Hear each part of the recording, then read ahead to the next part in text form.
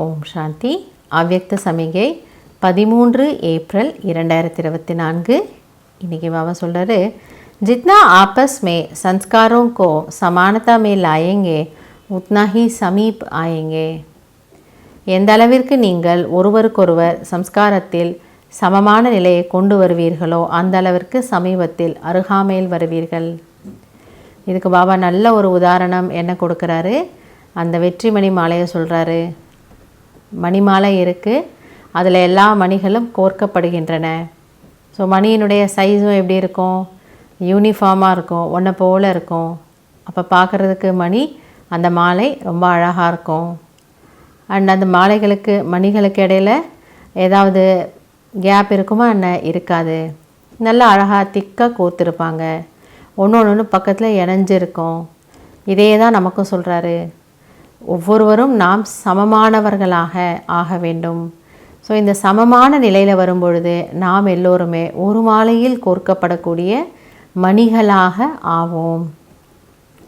जैसे साकार रूप के संस्कार वो पराम और साक्षी दृष्टा के रहे. நீங்கள் பிரம்மா பாபாவை பார்த்தீங்க, அவரால் எப்படி இவ்வளோ பெரிய ஒரு பரிவாரத்தை பராமரிக்க முடிஞ்சது. ஸோ அங்கே பாபா என்ன ஒரு குணத்தை கடைபிடித்தார் என்றால் விலகியும் மற்றும் சாட்சியாக இருந்தார். எந்த இடத்துல சாட்சியாகணுமோ, நாடகத்தை சாட்சியாக இருந்து பார்க்கணுமோ, பிறருடைய நடிப்பை சாட்சியாக இருந்து பார்க்கணுமோ, அங்கே அதில் விலகி இருந்து சாட்சியாக இருந்து பார்த்தார். तो यही साकार के संपूर्ण स्थिति के श्रेष्ठ लक्षण थे. அப்போ அந்த ஆத்மா, பிரம்மா பாபாவினுடைய ஆத்மா, அது சம்பூர்ணமாகி இருக்கு. அதனுடைய அடையாளம், ஒரு அடையாளம் என்னவென்றால் என்னால் விலகியும் மற்றும் சாட்சியாகவும் இருக்க முடியும். இன் சன்ஸ்காரோமே சமானத்தா லானி ஹே. அப்போ பாபா சொல்கிறாரு, குழந்தைங்க நீங்கள் எல்லாரும் கூட இந்த விஷயத்தில் என்ன போல் ஆகுங்களேன், சாட்சி ஆகுங்களேன். பிறருடைய குறைகளை நீங்கள் பார்க்காதீங்க, பிறருடைய நடிப்பை நீங்கள் பார்க்காதீங்க, நாடகத்தில் நடக்கக்கூடியதை ஏற்றுக்கோங்க. சாட்சியாக இருந்தீங்க அப்படின்னா உங்களுக்கு ஒருவருக்கொருவர் நீங்கள் சமமான நிலையில் வருவீங்க. इससे ही सर्व के दिलों पर विजयी होंगे. அப்போ இதன் மூலமாகத்தான் நீங்கள் அனைவரின் மனதிலும் வெற்றி அடைய முடியும், இடம் பிடிக்க முடியும். और जो संगम पर सर्व के दिलों पर विजयी बनता है वही भविष्य में विश्व महाराजन बनता है. மற்றும் சங்கம யுகத்தில் யார் அனைவரின் மனதை வெற்றி அடைகிறார்களோ, எல்லாருடைய மனசுலேருந்து இந்த ஆத்மாவுக்காக ஆசீர்வாதம் வெளிப்படுது, அப்படிப்பட்டவர்கள் தான் எதிர்காலத்தில் விஸ்வ மகாராஜனாக ஆகின்றார்கள். ஸோ இங்கே யாருடைய மனதை வெற்றி அடையணும், இந்த பரிவாரத்தின் ஆத்மாக்களின் மனதை வெற்றி அடைய வேண்டும்.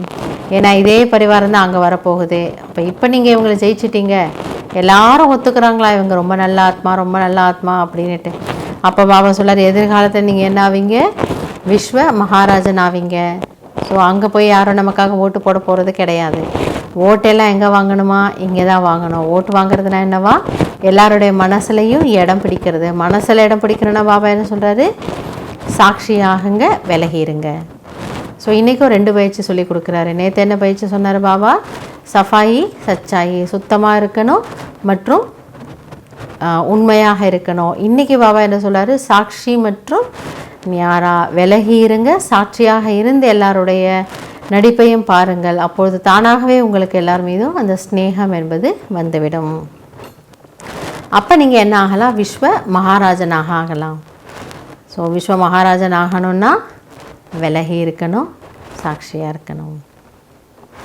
நல்லது. ஓம் சாந்தி.